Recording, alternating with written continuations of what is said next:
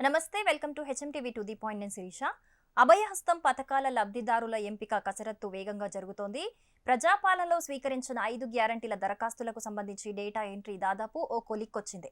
Aadhaar, ration కార్డులను క్రోడీకరించి దరఖాస్తులోని సమాచారాన్ని పోల్చి చూస్తున్నారు.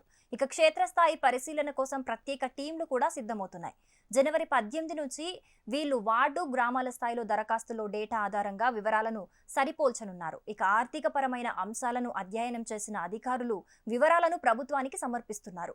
ప్రజాపాలన దరఖాస్తుల్లో ఎక్కువగా 200 యూనిట్ల వరకు ఉచిత విద్యుత్, 500 రూపాయల గ్యాస్ సిలిండర్, మహిళలకు ఆర్థిక భరోసా కింద ఇచ్చే 2500కు వంటి వాటికి ఎక్కువ దరఖాస్తులు వచ్చాయి.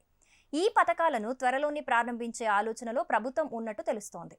6 గ్యారంటీల్లో భాగంగా 2 పథకాలను ఇప్పటికే ప్రారంభించగా, వచ్చే నెలలో మహాలక్ష్మి పథకంలో భాగంగా ఉన్న ఆర్థిక భరోసా కార్యక్రమాన్ని ప్రారంభించనున్నారు.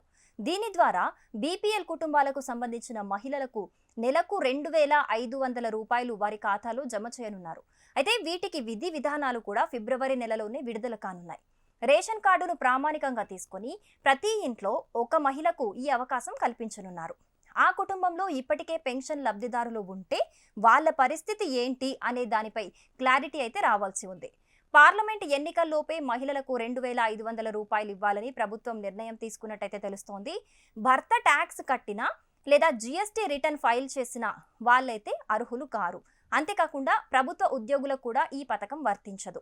ఏటా దీనికోసం 10,000 కోట్లు అవసరం అవుతాయని అంచనా అయితే వేస్తున్నారు అధికారులు. For more interesting videos and useful videos stay tuned to HMTV digital.